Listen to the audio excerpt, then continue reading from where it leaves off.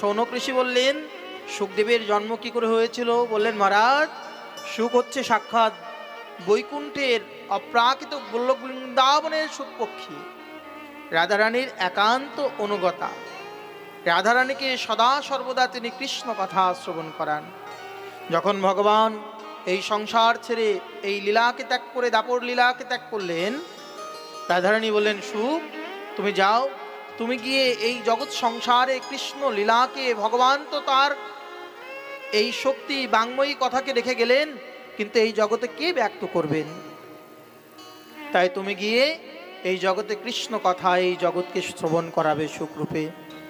বললেন, হে প্রভু, আমি তোমার লীলা গিয়ে ব্যক্ত করতে পারি, কিন্তু একটা শর্ত আছে, যে তোমার এই মায়া আমাকে যেন কোনোদিন স্পর্শ করতে পারে না।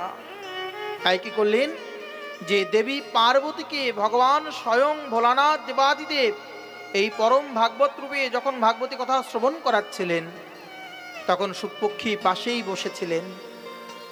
অদূরেই তার পিছনে পার্বতী দেবী যখন তার ভাগবত কথা শ্রবণ করে নিজেকে শুধু উচ্চারণ করতে করতে কি করলেন, ঘুমিয়ে গেলেন। আর সুখপক্ষী অদূরেই বসে বসে সমস্ত ভাগবত কথা শ্রবণ করলেন।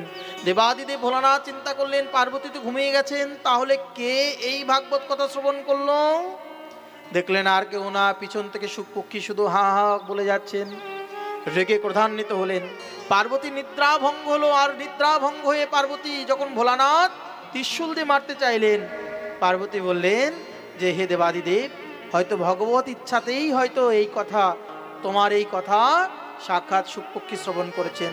কি করলেন, ছোট গিয়ে সুখপক্ষী তার মাতৃ অর্থাৎ বেদব্যাসের যে পত্নী স্ত্রী বিতিকার গর্ভে গিয়ে তিনি প্রবেশ করলেন।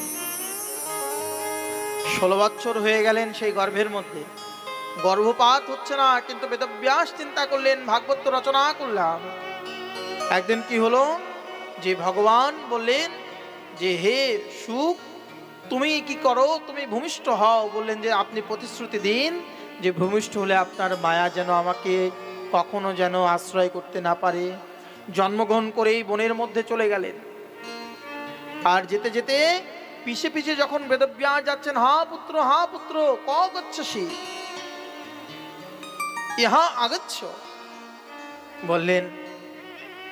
সুখদেব আর পিছু পানে তিনি ফিরে গেলেন না, বনের মধ্যে চলে গেলেন। পাশে অদূরেই যখন কিছু রমণীগণ স্নান করছিলেন, তারা সুখদেবকে দেখে, 16 বছরের কিশোরকে দেখে তারা নিজেদের বস্ত্রকে আবরণ করলেন না, কিন্তু 80 বছরের বৃদ্ধ পিতা বেদব্যাসকে দেখে তাদের নিজেদের আবরণ করলেন। জিজ্ঞাসা করলেন, হে পুত্রীগণ, আমি তো 80 বছরের বৃদ্ধ, কিন্তু আমাকে দেখে তোমরা কেন নিজের বস্ত্রকে নিলে? বললেন, মহারাজ, আপনার পিতা যে, আপনার পুত্র যে সুখদেব, তার মধ্যে কে পুরুষ কে নারী এই জ্ঞানটি নেই।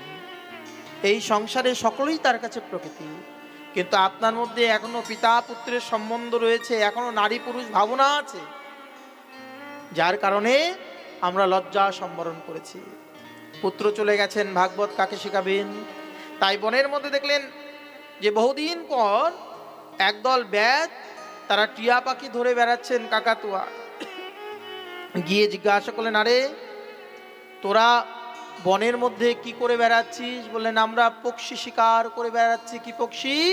কাকাতুয়া ধরে ধরে তাদেরকে কথা বলা শেখাই আর বাজারে বিক্রি করি। বললেন, আমার একটি কাকাতুয়া টিয়া পাখি হারিয়ে গেছে রে। বলে, কি করে চিনবো?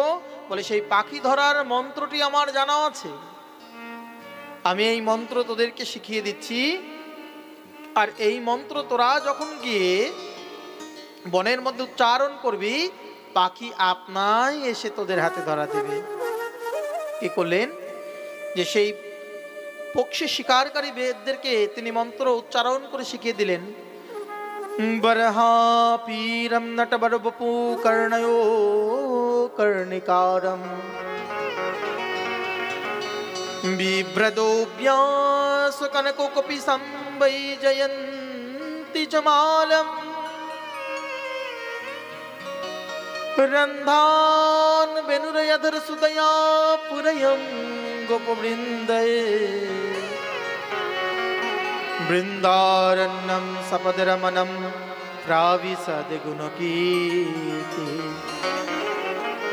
বলেন বারাহা পুরা বিরামম। কৃষ্ণের রূপের বর্ণন করলেন, যে কৃষ্ণের রূপ বর্ণন করলে যার বনমালা বনমালা শোভিত ত্রিভঙ্গ ভঙ্গিম রূপম বেনুরন্ধ করাঞ্চিতম গোপীমণ্ডল মধ্যস্থম শোভিতম নন্দনন্দনম। সেই ত্রিভঙ্গ মুরলীধরের বনমালীর যখন শ্লোক উচ্চারণ করলেন, এইবার এসে সুখপক্ষী রূপী সেই সুখদেব বনের মধ্যে থেকে এসে বললেন, তোমরা এই মন্ত্র কোথায় পেয়েছো?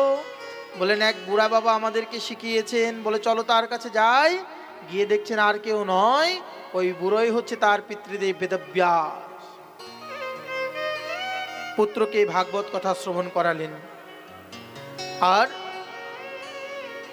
কি করলেন, যে বেদব্যাস স্বয়ং এই ভাগবত রচনা করেছিলেন, কিন্তু তিনি এই ভাগবত ব্যক্ত করেননি। কেননা এই ভাগবত ব্যক্ত করতে গেলে প্রেম সে মন দিয়ে শুনবেন। ভাগবত কোনো সাধারণ বস্তু নয়, ভাগবত কোনো কাহিনী নয়, ভাগবত কোনো গল্প নয়, ভাগবত কোনো চরিত্র নয়। ভাগবত হচ্ছে সাক্ষাৎ। নিত্য পঠন পাঠন করলে, শ্রবণ করলে হৃদয়ের মধ্যে একটা বিকার আসবেই। তাই বললেন, যারা ভাগবত যারা শ্রবণ করেন তাদের কেমন হওয়া উচিত? আত্মরামস্য মুনयो নির্গন্থায়োপি রক্ষমা কুর্বন্তে অহেতু কিং ভক্তিমিত্তম ভূতো গুণো হরিঃ। যারা আত্মরাম, যারা হৃদয়ের মধ্যে কোনো চেতনা নেই, একমাত্র কৃষ্ণ চেতনা, হরিকে যারা হৃদয়ের মধ্যে জাগ্রত করে রেখেছে, তারাই একমাত্র এই ভাগবত পাঠের অধিকারী।